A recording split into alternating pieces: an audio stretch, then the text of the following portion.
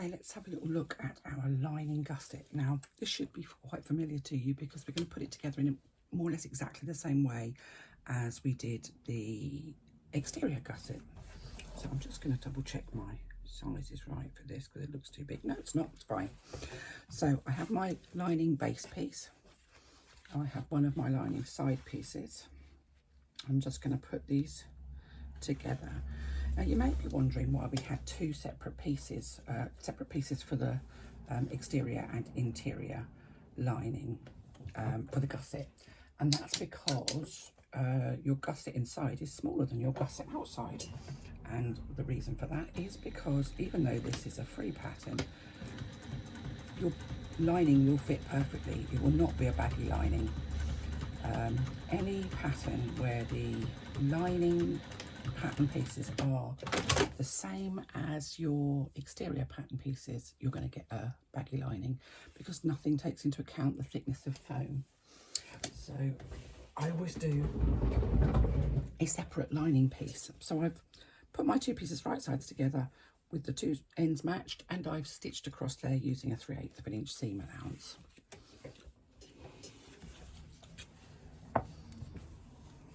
Fluff all over that side. Need to give it a clean.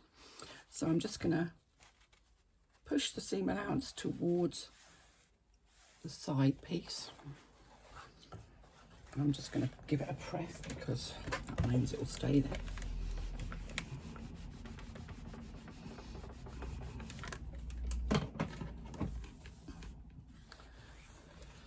And then I'm going to top stitch across there just to secure that seam allowance in place. So I'm going to stitch at 1/4 of an inch. You're probably already there before me because I'm also going to do another line of stitching at 1/8 of an inch. And I'm stitching on the side panel rather than on the base panel. So I'm stitching over all of those layers of fabric where I've pressed the seam allowance out. The reason why we don't open the seam allowance here, which would seem the obvious thing to do, is by opening the seam allowance, all I'm doing is getting the seam allowance out of the way of this seam to reduce thickness. It's only 3 layers of fabric. By moving it to one side, what I'm doing is strengthening that seam. Think about this as your bottom of your bag, so all of the weight of everything that's going into your bag is going to be on the bottom of the bag. So this seam is the one that's less is likely to take the most weight. It's got to be really stable. So I've got one end on. I'm just going to do exactly the same with the other end, matching up that straight edge with my panels right sides together, reducing my stitch length because I'm stitching, not top stitching now, and stitching together 3/8 of an inch seam allowance back stitching.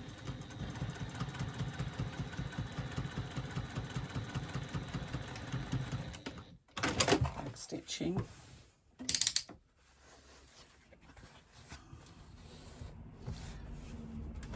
Pushing that seam allowance out towards the side.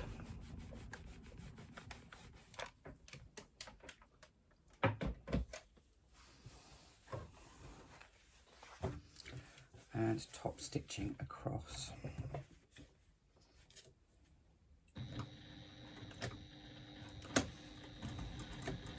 And even though I don't need to back stitch the beginning and the end of my top stitching, I just find I do it automatically.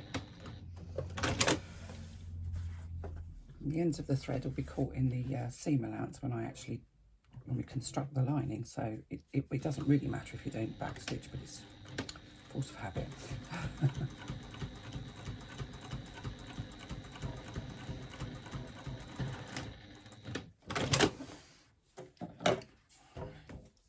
Let's get rid of any threads.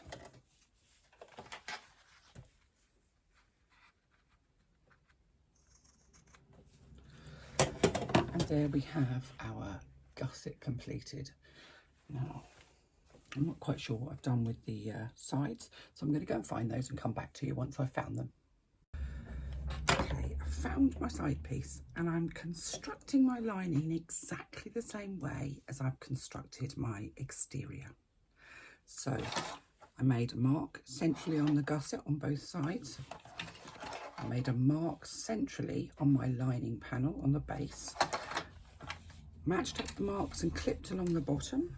I've clipped to match the top corners, and then I've gradually eased in the curves all the way around. So there we go, we can now stitch that up. And we're stitching again at a 3/8 of an inch seam allowance. You must make sure that you adhere to the seam allowances. Things will not fit if you don't.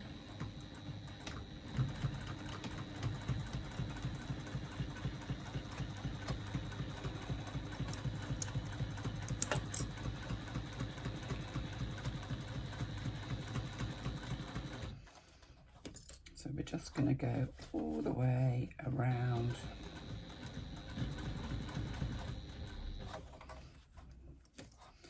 the outside here.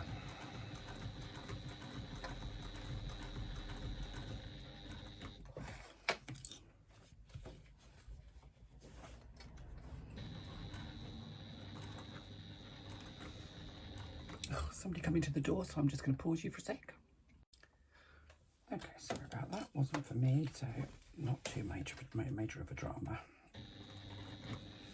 So we're just going to continue to stitch around our lining.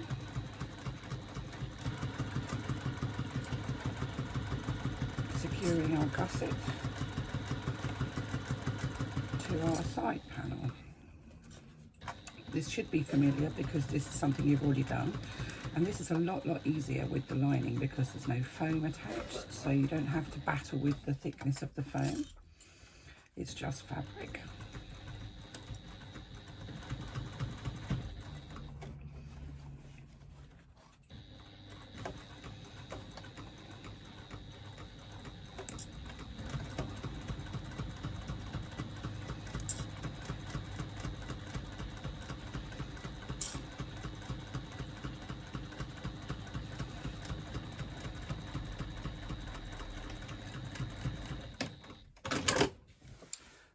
Stitch at the end. Now, when we did our exterior, we cut little notches, little triangles into our corners. On our lining, we're just going to make cuts.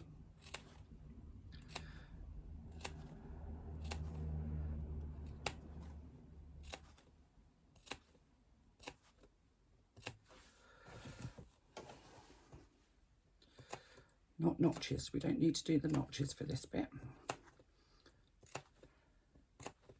And I'll explain why in a different video. Or I may actually do it on this one, but we're just going to do cuts, not notches. We don't need to cut those triangles out. Okay, let's look at notches versus snips. You see it often in a bag pattern when there's a curve and you're told to either notch, which is cutting little triangles out, or snip, which is cutting just little cuts into the seam allowance. So what's the difference? Why don't you just do one for everything? Well, I have two sort of curves that I've made up. So imagine that this is the bottom of a bag.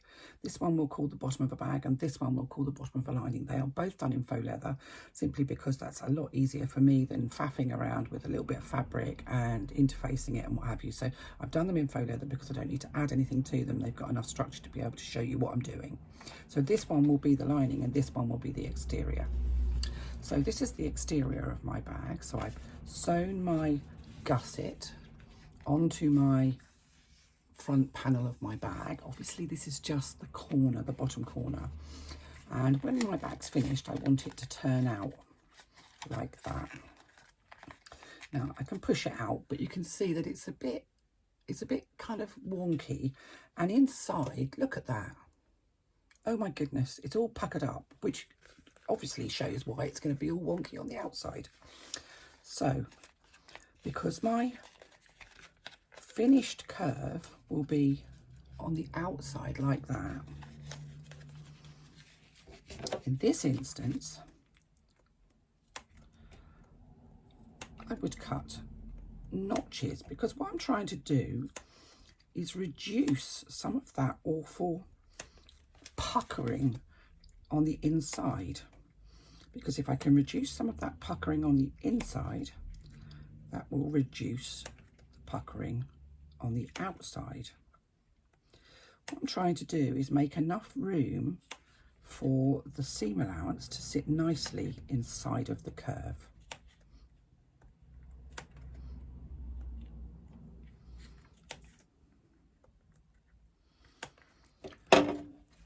So if you've got pinking shears, you can use pinking shears to do this. You can even use, if you've got a little notcher, one of those little things that you can use to make notches in patterns, used primarily in dressmaking. I've got a notcher, even though I'm not a dressmaker, just because I like a gadget. You can use one of those to go all the way around and cut out. You can see I've made a pretty sort of sunshine there.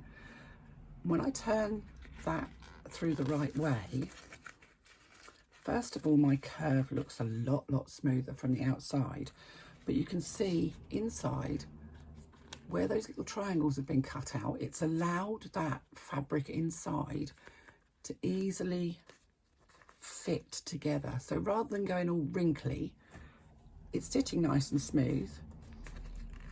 And those little triangles that we've cut out have actually allowed that seam allowance to sit nicely. The triangles have kind of closed up where it's been pushed together in the curve. Now I hope you can see that, and I hope that makes sense.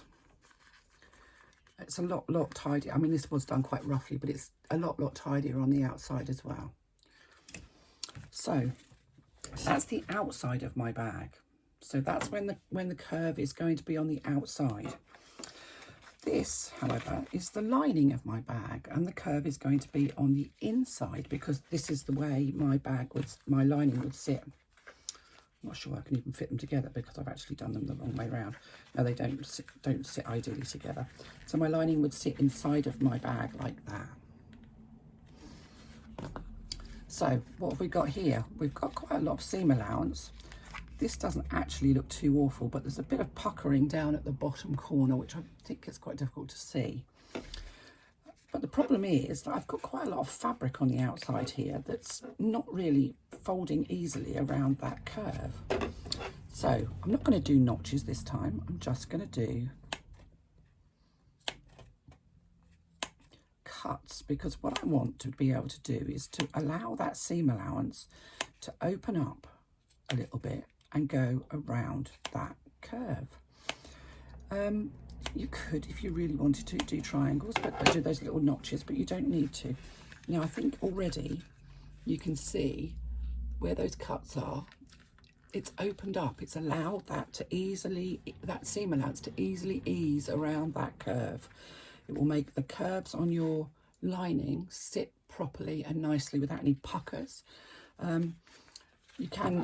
I often trim off a little bit of the seam allowance as well, because that can be quite bulky inside of a bag. If you've got the seam allowance on a curve and the seam allowance on a curve on the outside sitting sort of right next door to each other, that can cause a bit of clumpiness in the bottom curves of your bag.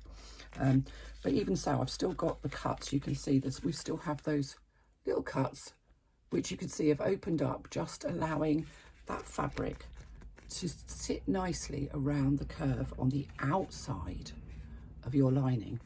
So on your lining, when your curve is on the outside, little cuts. On your exterior bag, when your curve is on the inside, little triangles, little notches. That's the way to remember it.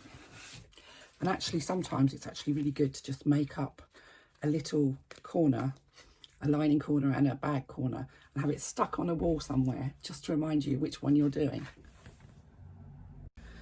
So we've joined our first one, and we've cut our little cuts in the corner, in the curves. We're going to now take the second side of the lining, matching up the centre of the second side with the centre of the gusset that we've already marked. And we're just going to do the same thing again. And again, I'm not going to make you endure the entire thing again, because there's a limit to how many times you want to watch me sewing in a gusset, and there's a limit to how many times I want to say gusset. I'm sorry, but gusset always makes me think of knickers. I know it's it's not. I know it's a gusset in a bag, but it just makes me think that way. So, and it makes me want to laugh. So, again, same principle, just along the bottom, match up those top corners.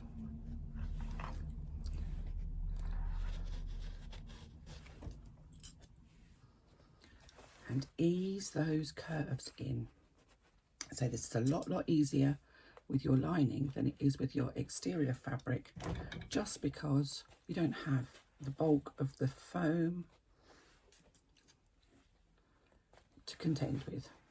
So match up all of those lovely sides, and you should be good to go.